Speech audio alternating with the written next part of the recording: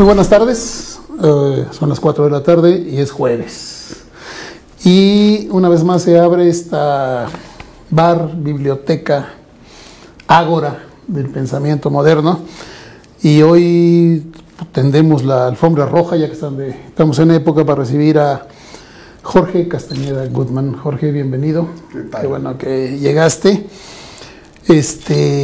Político, escritor, comentarista, diplomático, académico, reportier, que fue secretario de Relaciones Exteriores, igual que tu padre, ¿verdad? Así es. Esto ya es de pues herencia sí, familiar. Un poco. Por la diplomacia. Y revisando tus estudios, pones Alma Mater Princeton. Ahí es donde hice mi licenciatura. La licenciatura Exacto. original. Sí. Pero tienes un doctorado en París, ¿no? En la Universidad de París. Sí. Qué barbaridad. Y candidato a presidente. Pues sí, 2006. Intenté, digámoslo así. Mucha gente, como publicamos unos días antes quién va a venir, empiezan a preguntar. Y a preguntar cosas y me mandaron una serie de cosas que... Pues, pero Jorge, ¿cómo me refiero a ti? Estás invitado hoy como escritor. Pues me parece muy bien. Y queremos que hablar de libros. Es uno de mis medio oficios que me gustan más. Es una enorme tentación en estos días no hablar de la política, ni del Tratado de Libre Comercio, de lo que tú ni dices. de Trump, pero tienes 16 libros publicados. Sí, creo que sí. Te juro que los conté. Ah, bueno, entonces esos son. Entonces vamos a hablar a tratar de hablar de libros y luego algunas de las preguntas que me fueron mandando. Con gusto. Mira, obviamente este es el último. Solo así, Jorge G. Castañeda, que ya no fue como Bruno Traven, que fue B. Traven toda su vida, sí, hasta que se murió supimos qué significaba B. Sí. Pero sí, ya confesó que G es Germán. Sí. Pero Jorge G. es el nombre de escritor. Podemos hablar un poquito de este nuevo libro. No tan nuevo, tiene un par de años. Un par de años, pero es el último, digamos, sí, ¿no? Sí. ¿De qué va, como dicen los españoles? Pues mira, es un libro esencialmente de campaña. Es un libro donde traté de argumentar por qué debía haber una candidatura independiente a la presidencia en este 2018. Lo escribí hace 2 años. Cuáles eran las condiciones que yo pensaba que debían reunirse para que pudiera prosperar una candidatura independiente en general y la mía en particular. Y bueno, creo que en algunos aspectos tuve razón, en otros quizás no. También hay una serie de propuestas programáticas de qué debía hacer o qué debía proponer un candidato o una candidata independiente, y que quizás otros candidatos, por ser de partidos, inevitablemente no podían seguirlo, proponer tan fácilmente, ¿no? Desde temas más liberales como la legalización de la marihuana, los matrimonios gay, la muerte asistida, temas de obviamente la interrupción de embarazo en toda la República, no solo en la Ciudad de México, pero también temas que algunos partidos o algunos candidatos han retomado, como el ingreso básico universal y varias otras propuestas. Quizás la más importante de las propuestas que planteé ahí era que si no había una sola candidatura independiente, una candidatura única, iba a ser difícil que los independientes, por lo menos a nivel de presidencia, pintaran. Okay. Y por desgracia, el tiempo parece haberme dado algo de razón, es decir, hay 3 candidatos que muy probablemente van a estar en la boleta: Armando Ríos Peter, Margarita Zavala y Jaime Rodríguez, el Bronco. Y pues de acuerdo con las encuestas al día de hoy, ninguno de ellos pinta, digamos, es competitivo. Suman 12 puntos entre los 3 según la última de SDP. Sí, bueno, es la de aquí de casa. La de casa, que se hace a través de Facebook. Que es a través de Facebook. Otras los tienen un poquito menos, por ahí de 7, 8 entre los 3. Entre los 3. Que en bola podría significar algo. Bueno, puede ser decisivo cualquiera de ellas en cuanto a quién gana, pero no pueden ganar. No, ellos no van a ganar. Entonces ya eso transforma un poquito, por eso yo insistía en una sola candidatura, para que esto no fueran candidaturas puramente testimoniales, Sí. sino que fueran candidaturas o una candidatura competitiva, por una serie de razones que sobre todo tienen que ver con la legislación. Eso ya no sucedió. En esta elección no fue. ¿No te sucede que muchas de las cosas que dicen ahorita los políticos, los candidatos, los leyeron de tus libros o los oyeron de tus conferencias? Yo he oído varias, ¿eh? Bueno, mira, no sé, yo creo que para eso son los libros y las conferencias y las ideas, para que las retomen otros, si les parecen, si están de acuerdo, si les suenan, pues, y que las hagan suyas, a veces reconociendo la paternidad, a veces no. Por ejemplo, ahí hablo mucho de la necesidad de una comisión de la verdad para investigar los hechos de corrupción y de violaciones a los derechos humanos en los últimos 3 sexenios por lo menos, o sea, Peña, Calderón y Fox. Y digo que si no hay una comisión de la verdad, pensar que con las instituciones que tenemos eso va a suceder es una quimera, no va a ser. No va a pasar. Y que además esa comisión debe recibir apoyo internacional, un poco como lo que ha sucedido en Guatemala estos últimos años. Me dio un enorme ¿Comisión gusto. formada por mexicanos o por...?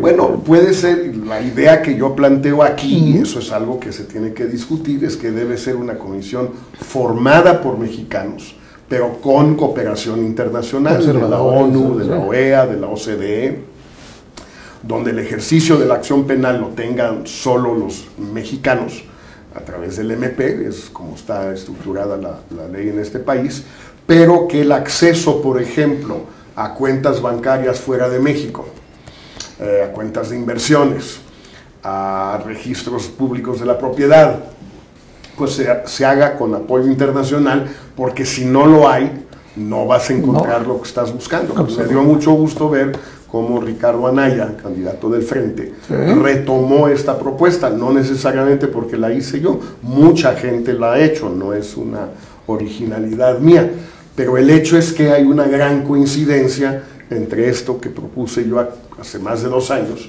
y lo que acaba de proponer Ricardo Anaya hace una semana a propósito de Peña Nieto, ¿no? Hace un par de días leí que te destapaban como coordinador del Frente. Eso está en veremos. ¿Está todavía en camino? Eso ya veremos cuando suceda, si es que sucede. Si es que sucede, estaría bueno tu experiencia, ¿no? Oye, de tus libros, Amarres Perros, que lo disfruté muchísimo, porque hablas de la segunda mitad del siglo XX, pues que es mi época, mi tiempo. Es un poco de autobiografía, ¿no? Pues es en el fondo Cuéntanos una un poco de autobiografía, pero platico de muchas cosas que yo atestigué, aunque no haya sido protagonista de ellas, y otras de donde sí fui protagonista. Entonces es una autobiografía quizás un poco extraña, porque hay mucha voz de testigo, no solo de protagonista, pero de un testigo por razones totalmente ajenas a mí, a cualquier talento que pudiera tener, simplemente por los privilegios de mis padres y amigos y lo que tú quieras, de un que es testigo privilegiado, que pude ver ciertas cosas que sucedían en México o en algunos otros países muy de cerca, y pues lo que quise hacer en ese libro es compartir esa información, esa visión que pude tener gracias, insisto. Vivir para contarlo, como decía García Márquez. Como decía García Márquez, vivir para contarlo o ver para contarlo. Y hay muchas cosas que cuento ahí que no tienen mucho que ver conmigo. Pero es tu generación, es tu tiempo. Es una vida que yo viví, pues. Me invitaron a dar clases del siglo XX en la Universidad de Anáhuac. Y dice, ¿es usted historiador? No, nada que ver, escribo novelas. Pero la mitad la estudié, y de la mitad del siglo XX me acuerdo. Pues sí. Yo estuve preso en el 68, era un estudiante de 18 años. Bueno, pues ahora jovencito. Que se va a recordar todo esto a partir de julio, pues habrá que volver sobre el tema. Muy bien. También veo, a propósito del tiempo, La vida en rojo, que hablas del Che Guevara, ¿no? En ese y en algún otro libro, ¿no? En ese en particular. Es una biografía del Che Guevara que ya tiene 20 años. Pero que creo que se ha conservado bien, 97. Porque pues realmente no ha salido mucho muy nuevo desde entonces, porque los cubanos los cubanos y los rusos no han abierto sus archivos y no han hablado salvo en el caso de los cubanos, pues para glorificar, exaltar al Che. Y los rusos, por razones bastante distintas, simplemente ellos no abren sus archivos. Hubo un pequeño periodo a finales del siglo pasado, cuando era presidente Yeltsin, donde abrieron algunos archivos, abrieron los del Partido Comunista y abrieron los del Ministerio de Relaciones, pero no abrieron los de la presidencia soviética o rusa. Esos no. Estaría bueno saberlo. Sí, pues esos, sobre todo para los temas, por ejemplo, del Che Guevara, al final, pues bueno, sí, hubiera sido muy importante. La gente de mi generación, de los estudiantes del 68, tenemos dos características. El otro día, bueno, platicaba un día con Germán de esa, que era mi cuate, decía, tenemos dos cosas en común. Adoramos al Che Guevara y odiamos a Díaz Ordaz. Sí, era inevitable, efecto, ¿no? Pues sí, como era bastante lógico en ese momento. Muy bien. Entonces vamos a ver, antes de que se nos acabe el tiempo, algunas de las cosas que me dijeron que te preguntara, adelante, me sugirieron. Las que sean. Por ejemplo, ¿a ti qué te pasa cuando te encuentra alguien en la calle? ¿De qué te hablan? ¿De qué te dicen? Supongo que de política, ¿no? Pues mírame, primero digo, algunos sí me saludan, la mayoría pues por supuesto no, pero como camino mucho, conocido, ¿no? Por las calles de la ciudad, no toda la ciudad, pero buena parte, y me gusta mucho caminar, sobre todo en esta época con las jacarandas en flor. Y ya empiezan una belleza. Reforma es una realmente una belleza. Y bueno, me preguntan de todo, pero la mayor parte me conocen ahora por la televisión, porque pues desde hace 8 años hago un programa televisión en Foro TV los lunes en la noche con Leo Zuckerman, con Héctor Aguilar. Este lunes te vimos, estuvo buenísimo. Bueno, pues nos divertimos, por lo menos nos divertimos, y creo que es un programa que le llama la atención a la gente, porque aunque tendemos a estar de acuerdo, sí discutimos. Claro. No es un debate, pero tampoco es una especie de repetición de los mismos lugares comunes, y también que nos divertimos mucho. A veces participas desde Nueva York, ¿no? Cuando doy clase en Nueva York, en otoño, de septiembre a diciembre, pues me enlazan desde allá porque quiero pues mantener la presencia. Televisa también así le gusta, y pues yo encantado de hacerlo. Qué bueno, qué bueno. La paso muy bien, y eso es lo que más ya me ubican en la calle, digamos. Por el programa, sí. Bueno, es un personaje, ¿no? Una persona conocida que te ha leído mucha gente. ¿Qué lees tú? Mira, trato de leer novela lo más posible. Así me da gusto. No tanto como quisiera, pero sí, las últimas 2 que he leído son de Manuel Carrer, El adversario, y Limonov, que es un gran texto, me encantó. Un personaje ruso totalmente delirante, pero real, de la vida real. Que existió. Y El adversario, que es una especie de reproducción, no copia, desde luego, reproducción de La sangre fría de Truman Capote, que ya tiene casi más de medio siglo. Es una clásica novela negra de sangre, estupenda. Extraordinaria, ¿no? Pues Carrer me ha gustado mucho.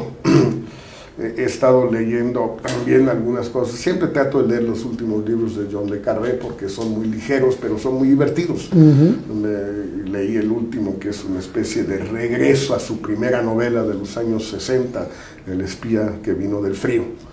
Entonces regresan al caso, pero 50 años después. Es muy interesante. Y luego pues leo cosas de historia, de todos los días, ¿no? Economía, de política, pues para mantener... Eres historiador, ¿no? Tu licenciatura. Pues, bueno, tienes historia política. Historia económica. Historia económica. Mi tesis de doctorado fue historia económica. ¿Qué opinas de la incursión de escritores en la política, como fue Vargas Llosa, que dice que lo regresaron a su escritorio a escribir, y que ahorita acaba de opinar sobre López Obrador? Bueno, yo creo que es una larga tradición. Escritores, digo, hay novelistas, hay académicos, hay ensayistas, hay un poco de todo.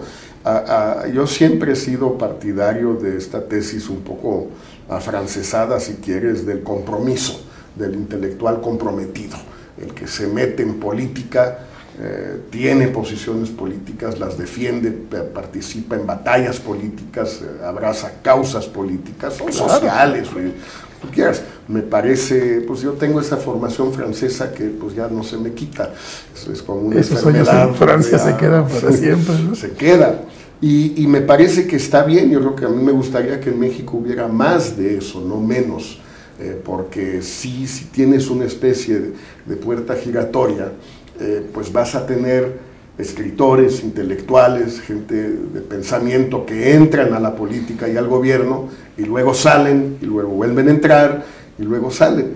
Y ese es un proceso mutuo de aprendizaje. Los políticos aprenden de los que se sientan a escribir y los que se sientan a escribir aprenden de ver cómo están los casos de verdad. Y siempre sucede, ¿no? En muchas partes. Octavio Paz renunció a la embajada en la India en protesta. Paz fue miembro del servicio exterior. Sí, fue diplomático. De Fuentes, Paz sí fue, y Fuentes también fue embajador de México en París. Y hay una tradición mexicana que es más de servicio exterior que de otros cargos de administración pública o de diputaciones. Sí ha habido otros, bueno, Agustín Yáñez, que fue secretario de Educación. De Educación, claro. Díaz Ordaz, justamente. Del filo del agua.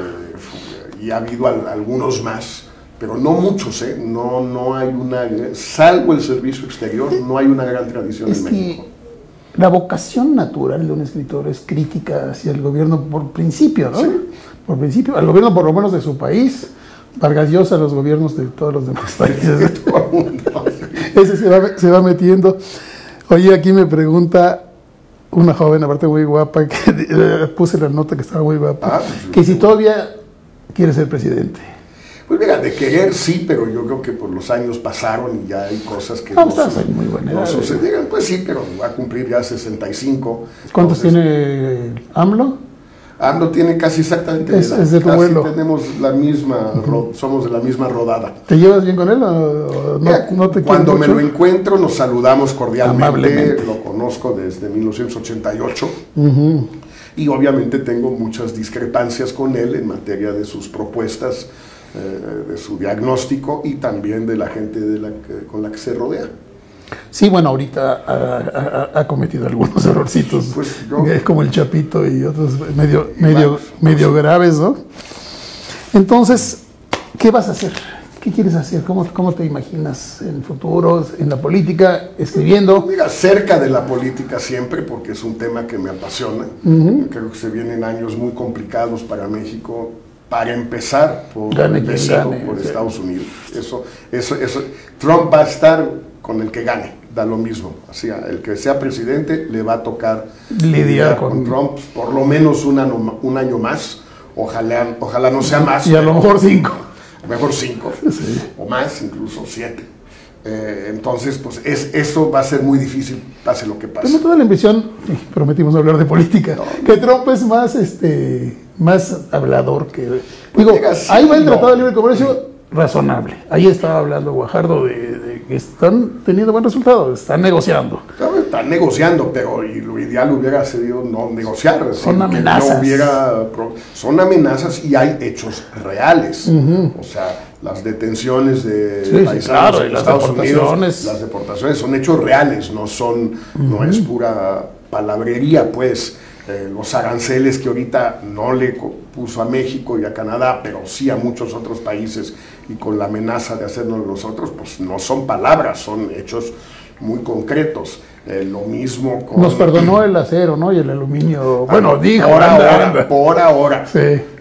Salirse del acuerdo climático de París, pues no es un rollo, no es retórica, es un hecho muy concreto. Salirse del tratado Transpacífico de la asociación TPP, llamado TPP, donde estamos nosotros, pues tampoco fue pura palabrería, son hechos reales. ¿Te acuerdas? Él tiene un libro que se llama Primero pateales el trasero y luego negocias, ¿no? Más o menos. Que por ahí van en inglés. Sí. Y es su estilo. O sea, llegar a asustar. Es un niño. Ayer insultó a Peña Nieto y le dijo que estaba loco. Estaba loco, pues sí, que a veces uno se pregunta si... el presidente Peña Nieto no debió haberle dicho esta conversación se termina, ¿no? La señora Trump, Mrs. Trump, pero además, pues la verdad, esta conversación no tiene sentido seguirla. Si hubiera ganado muchos adeptos Peña Nieto. Es muy difícil y eso va a ser una constante para el presidente que sea. Entonces vienen tiempos muy difíciles para México y pues yo quiero estar cerca de todos estos acontecimientos, opinar, en su caso participar, pero por lo menos estar involucrado de una manera o de otra, porque la cosa se viene difícil. Pues estamos en el tiempo. supongo que te estaremos viendo muy seguido Espero en los que próximos, en los próximos 5 meses y en el próximo sexenio, sea quien sea. Espero que seguirás sí. con tu programa de televisión. Que Sí, por supuesto. no lo vayan a quitar, porque está muy divertido. Pues espero que no.